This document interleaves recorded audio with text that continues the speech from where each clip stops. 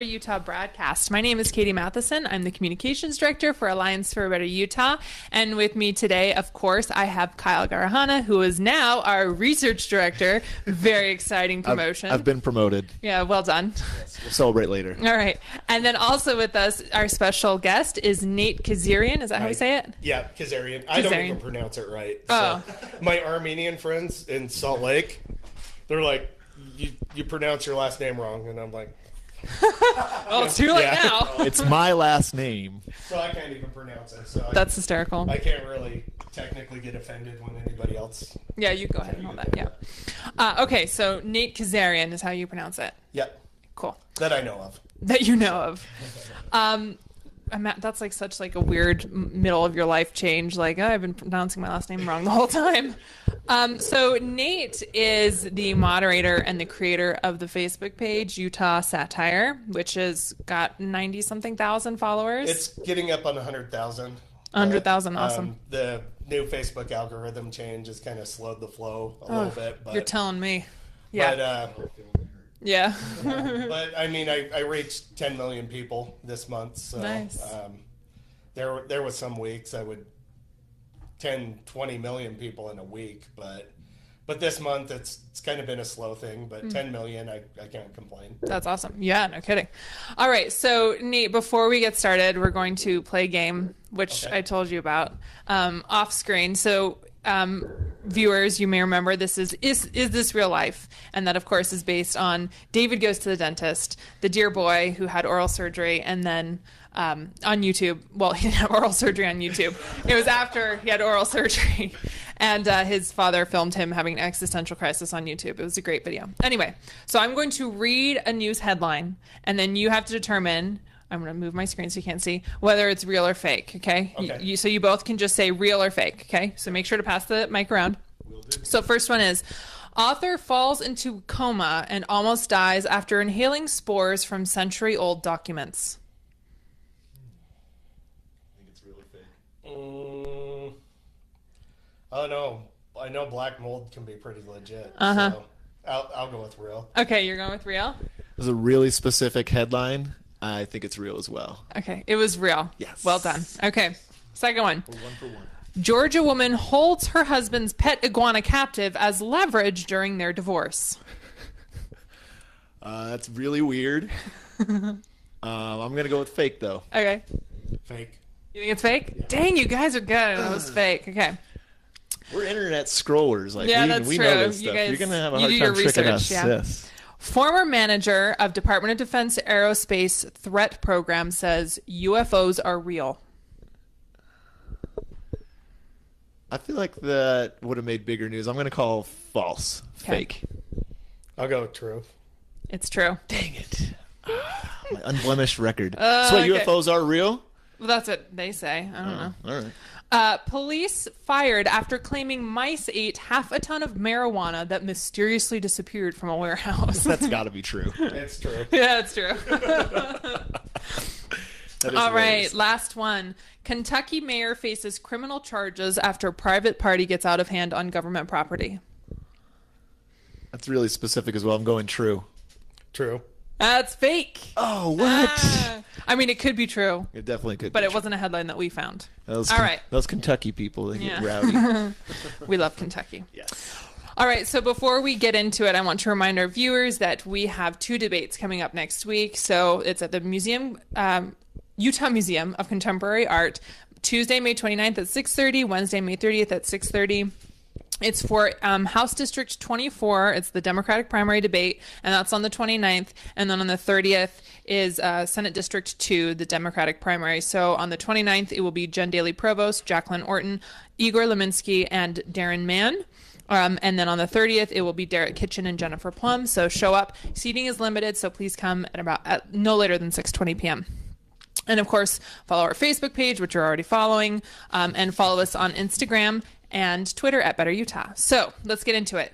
Nate, let's talk about Utah Satire and go from there. So I found you on Utah Satire. My husband told me about your page and when we first moved here. And so I've been following it. And then I noticed that you started kind of getting into the medical marijuana conversation.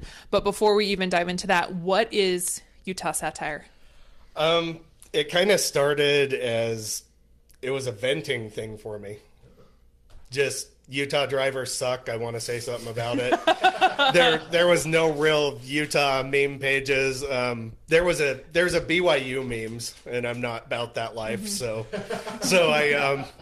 I decided to start my own thing, and it started out very small. And I, like most meme pages, I stole a bunch of memes, photoshopped some, and then found like a better alternative than Adobe Photoshop for making memes on your phone. You can crop with a stylus. So kind of got my creative juices flowing with it, and just started having fun with it.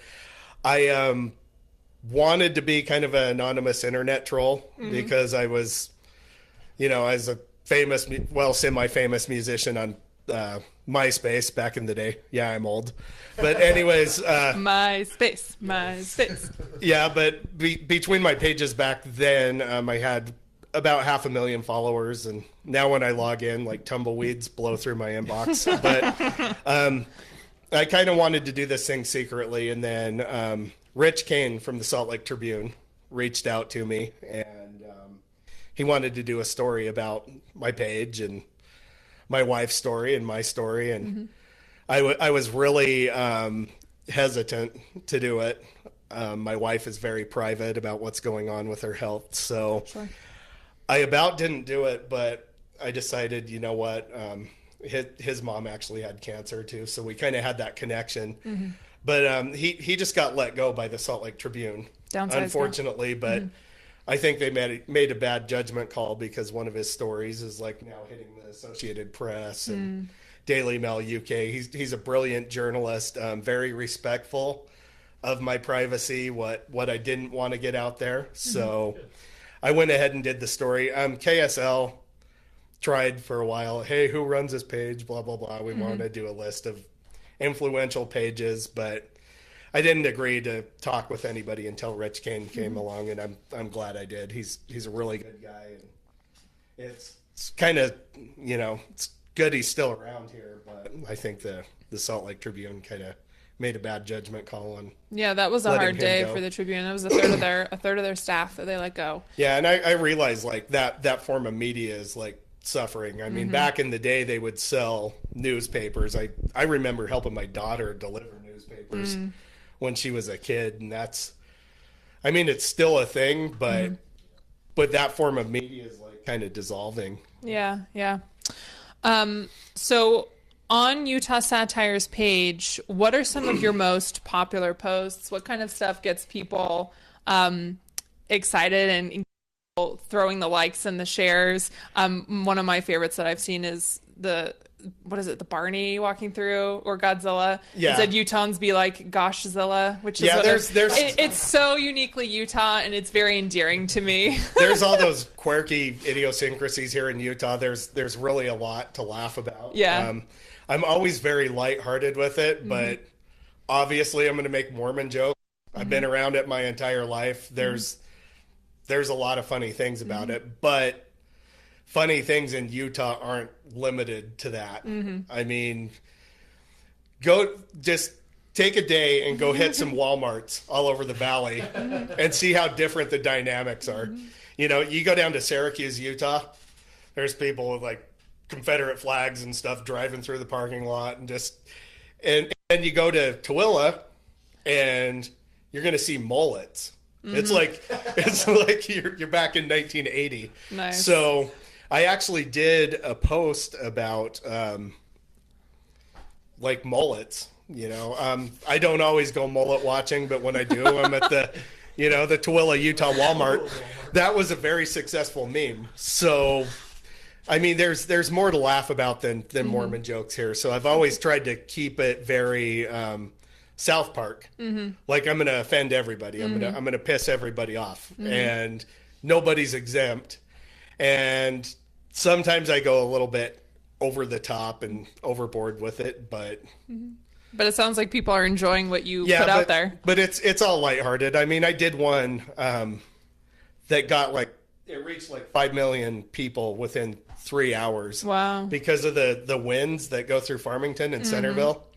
I did a little video of Jackie Chan's face blowing all over the place. And I said what it was like to be in Utah today, and a lot of people related to that. And that's the thing. You got to stay relevant to what's going on that day, what's going on politically, what's going on around Utah. So, and people respond to it. Yeah, and they respond better because they can relate to it. Right. Yeah. Awesome. That's great. So what is your story beyond Utah Satire? What was it? Tell us your kind of background. So I'm kind of like an onion. I have a lot of layers. I do a lot of things. I taught myself web development. I've taught myself Photoshop. I've taught myself how to edit video, sound engineering, chroma key. So kind of just educated myself on a lot of things. I'm not saying I'm an expert at anything, but I've been a musician for a lot of years since I had this babysitter, questionable babysitter, because she brought over like Purple Rain, like a bootleg of it, like in 1984, and I think it was recorded in a theater on Betamax or maybe VHS. Now I'm really dating myself. But I was like 9 and I saw Purple Rain and I'm like, I want to play guitar. That's awesome. And I actually became friends with Denise Matthews, Vanity. We talked a lot over social media. I started doing a lot of connections. I had a friend that was an aftermath artist. I went down and did some session work with her in LA. So, cool. Yeah, that's where I get my gangster cred, because I can't bring up like anything bountiful and have gangster cred. So, but yeah, I went down and did some guitar and bass tracks for a girl named Amy Taryn. She's actually an Armenian girl too. Nice. But she was on Dr. Dre's label for 8 years, and we went into a studio and did some stuff with Joe Warlick, and really cool experience. So music's kind of been my life. I was in a local band called King Tree. I was in a hip hop band called Funk Fu. So you're a bass player? That's like your primary instrument? I started on guitar, and then I got a really weird 6-string bass, and then I got a 7-string bass. So 7-string bass? Yeah, it's like a coffee table with strings. So Do you play it flat? You can, but I mean, I'm a really percussive slap player. Oh yes, so nice. That's kind of my thing, and that's what got me out there on MySpace. Because my friends took a picture of me holding this big bass behind D's. And everybody's like, oh yeah, it's some fat, constipated, bloated-looking guy with a big guitar, Then skip my profile over.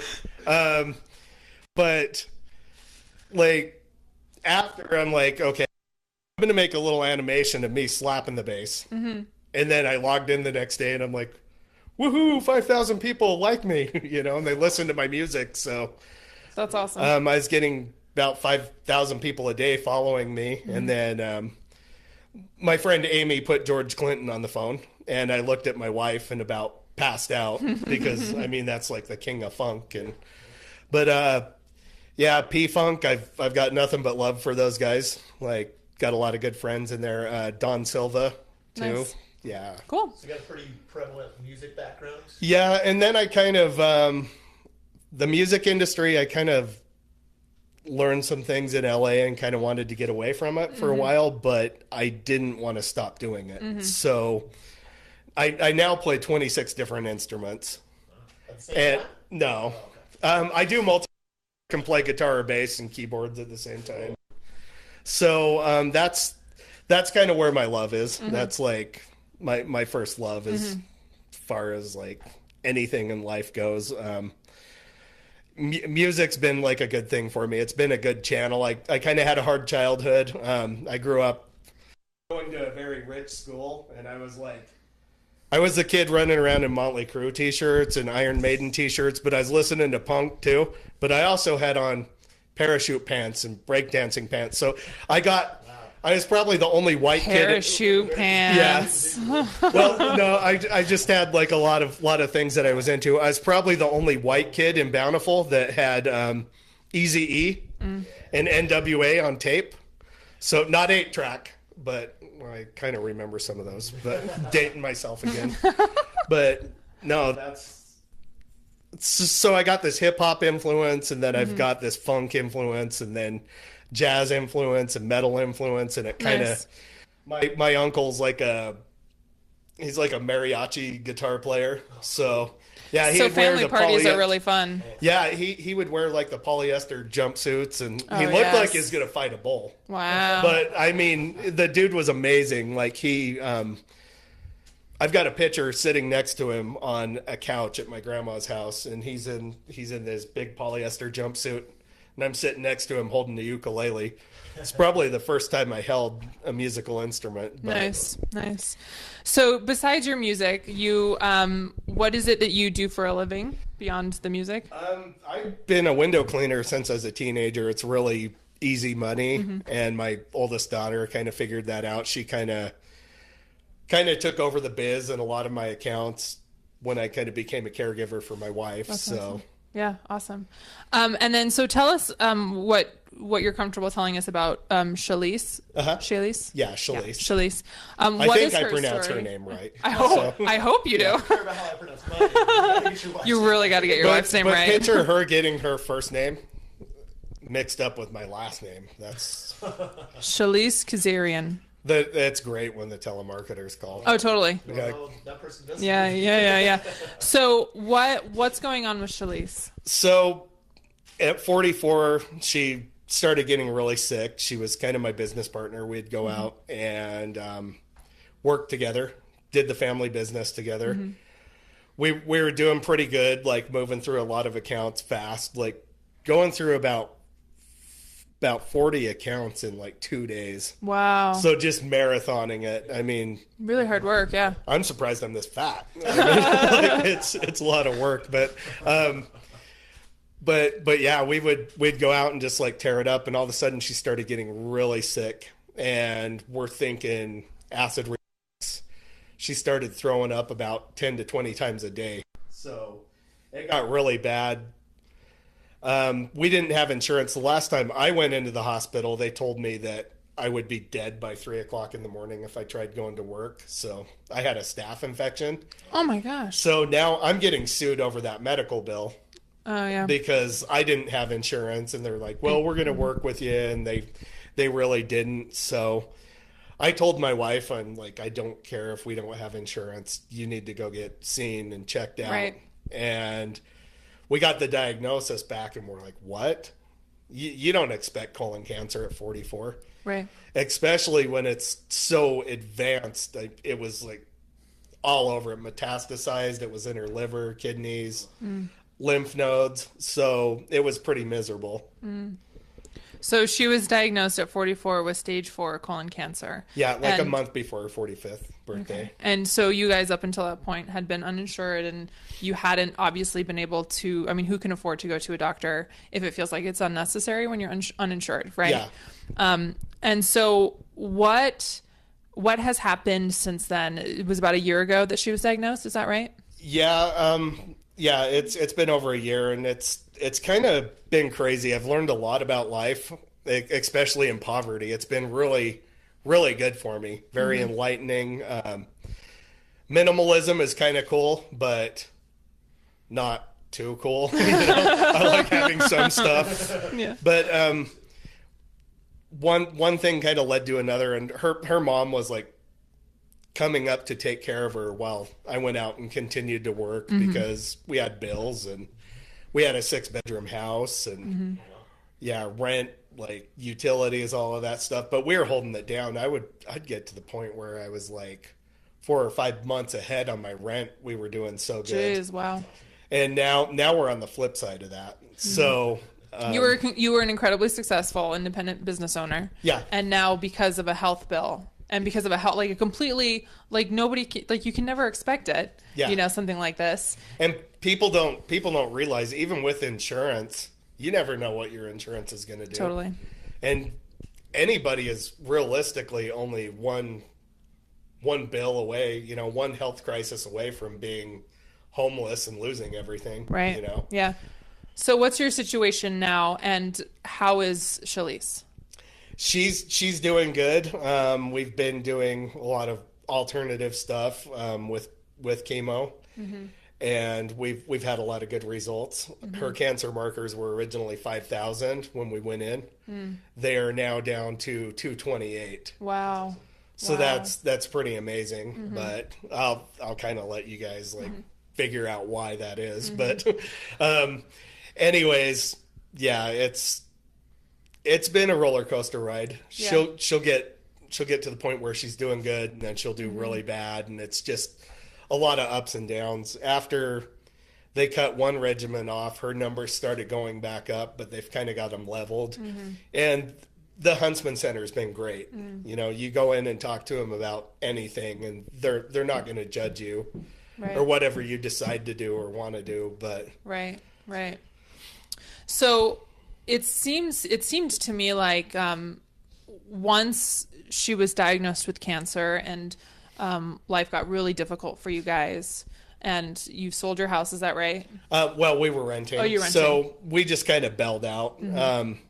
I knew we wouldn't be able to afford it, and I kind of had to take on the caregiver role. So my daughter jumped in to help us save the business, and she racked up a credit card debt, just doing it out of the kindness of her heart. So Right. I finally told her, I'm like, take a bunch of my accounts, go out, do your thing. Don't even give me any of the money. So I kind of handed a lot off to her. Okay. You've been pretty outspoken in your support of the medical marijuana ballot initiative. Yes. And it's because it seems it has a very obviously personal, I mean, you guys have personally experienced how important, well, how, I guess I'm saying how destructive cancer can be, and not only cancer, but the medicines that we use right now to even attempt to help people who have cancer can be to the body. You know, I had a sister-in-law who went through chemo, and I remember seeing her on chemo, and it just looked like it was the most miserable thing that she could have possibly endured. Is. Yeah, I mean, like nausea, fatigue, all of these things. And so is it your experience with your wife that has led you to be such a big supporter of the medical marijuana initiative? Yeah, it is. I was on board with it before, but I wasn't as vocal about it. And just to see how ridiculous Utah's been about it and calling it this recreational agenda, I mean, it's just so ridiculous. You know, Right. If somebody comes up to me and says, "Oh, they just want to get high," don't say that in front of me, because that's like fighting words. Right. You know. Yeah. Everything in the plant, obviously CBD oil stops seizures. I've watched it happen. I actually referred a friend to somebody to get CBD oil, and this lady had a lot of money. Her ex-husband was a millionaire. He still took care of her financial needs. They couldn't do anything medically to stop her seizures. Within 24 hours, she called me up crying because she didn't have a seizure the whole next day. She's having about 5 a day. Wow. At the end of a 6-month thing, she about had 1 seizure. Wow. And what is so ridiculous is the endocannabinoid system has been studied for a very, very long time. There's medical journals back in the 1800s that have been brushed under the carpet. There's a movie, look it up on YouTube. It's called The Scientist. But Truth showed it out at one of the colleges, and it's a guy in Israel that's been studying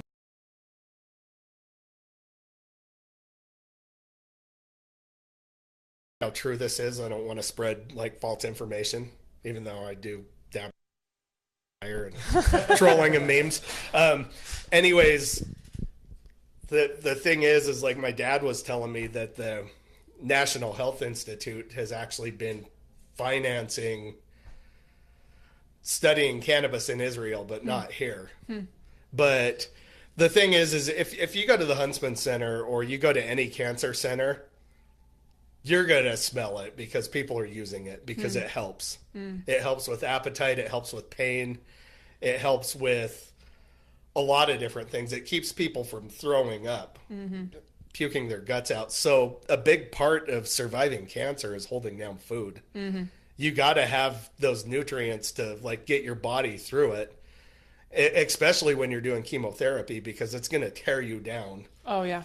And if you can eat, if you can get the munchies, great. You know, that's amazing. You know, I know how it goes. I've been in a lot of bands. You know, I was a teenager. I've been in a band. I know what it's but, Your musical backgrounds all coming back. yeah, but it was something I was never really big on. So I guess it was because sativa. It didn't agree with me. It gave me like anxiety attacks. But yeah, but there is a flip side to that called indica.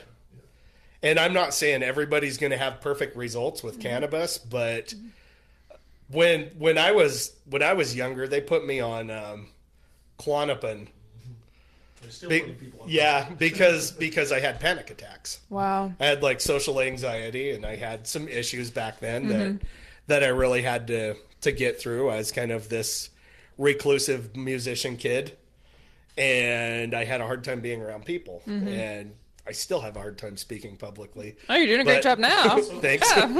But anyways, I was a zombie. I didn't feel anything. I mean, I've never been like so devoid of like any emotions or thoughts or ambition. When you were on that medication. And yeah, I've tried indica and no anxiety, no stress. So, and that's another strain they recommend for cancer is indica when they make Rick Simpson oil and stuff like that. That's one of the strains they use that works well with cancer. So Utah, the legislature just passed a medical marijuana bill this past session, where if you are considered terminal in the next 6 months, you can try medical marijuana. Is this a step in the right direction? Is it enough? Why is the ballot initiative, or do you think that the ballot initiative needs to be passed in spite of this? The ballot initiative needs to happen because what I see happening with this is it's the whole HB 195, 197 thing. That's the dispensaries and then the actual right to try. I mean, I don't have anything against them wanting to grow hemp here or cultivate it here. I think that's amazing. But this right to try thing, it's patient discrimination, for one.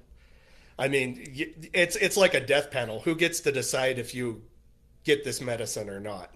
So against people who aren't necessarily considered terminal but are still suffering, is what you're saying? Yeah, and I mean, like my wife. So if she got into that program, what happens to her? It's like they gave her 3 months to live. Okay, she qualifies. She can go try to find a doctor that's going to prescribe it, and they're capped out at 11 at a time. So that's very limited, and I think 150 total over the whole course. So there's going to be so many people lining up to get that medicine, and a lot of people are going to get turned down. Yeah, I mean, and also people who are elderly and who like have just chronic pain just from aches and pains from when they're older, they would be excluded from that because they're not technically terminal in the next 6 months. So yeah, I epilepsy, imagine. Crohn's. I mean, I've heard a lot of people talk about Crohn's too. Oh yeah. And they've had a lot of success with that. Those people would all be migraines. Michelle Quist just wrote a great piece about migraines and how it's not a terminal illness by any means, but it is something that's very painful. Yeah. And she made a great point. We should be helping people who are not only going to die, but let people support people who are living so they can actually give people live. a quality of life. Yeah. It's I have a problem with. I think what it's going to come down to is there's going to be one patient with cancer or AIDS or somebody that's trying to treat their kid with epilepsy, and they're going to cross that border. And I know how cops can be. It's like they might beat down a cancer patient. They might beat down somebody that's chronically ill because you never know what direction that's going to go. Somebody could get hurt. Somebody could get killed. And then, I mean, you're probably already bankrupt dealing with cancer. Yep. And then you're going to have to go to court. So I think once that happens, and I don't want to see that happen, but I think it's going to turn into a civil rights battle. There's going to be such a uprising. And I mean, to be honest, that's the point where I think, hey, maybe we need to tear stuff up. You know, maybe we need to like raise our voices, and maybe we need to get a bunch of people down to the Capitol or out in front of the Utah Medical Association. Oh, Utah Medical Association. So the little lobbyist group. They're the ones, one of the organizations backing the counter legalization effort. Yeah. And Drug Safety Utah, yeah. And then the DEA like having their federal involvement. It's like, That's what's very up? odd. This is like a local thing. Yeah, you know? very, very odd. So you told me something before we started filming, which just makes my civic engagement heart so happy. And you were saying that you and your daughter, who has just turned 18, were out collecting signatures for the ballot initiative. And then what was it that you said about voting? We're new voters. Yeah.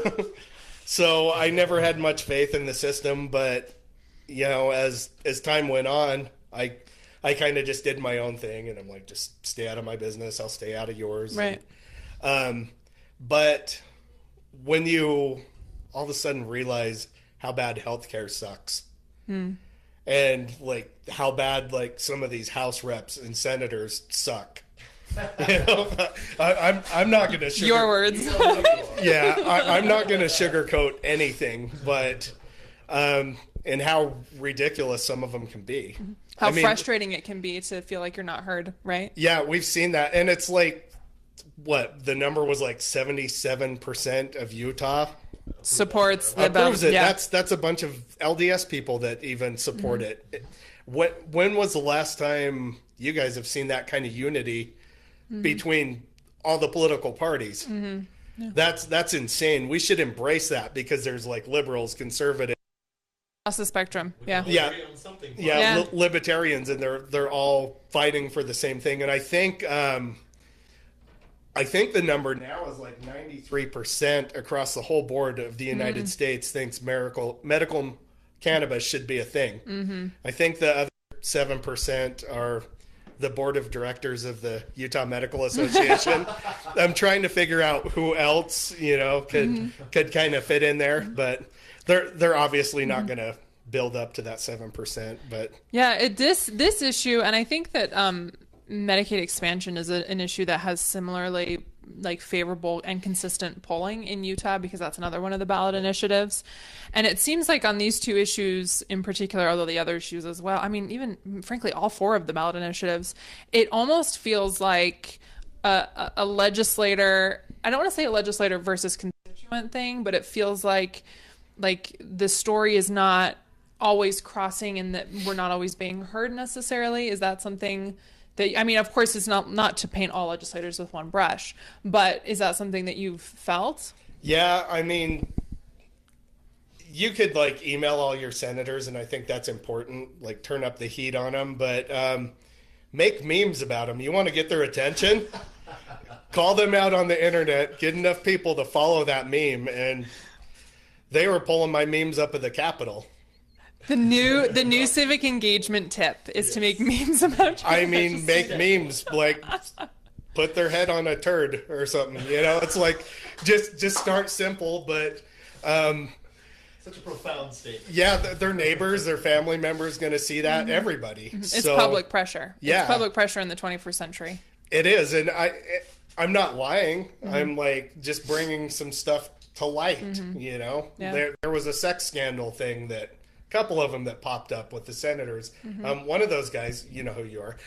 He went away after I made like a honey pot meme, but yeah. Anyways, yeah. So civic engagement, be engaged, and vote. Yeah, this is not a kid show.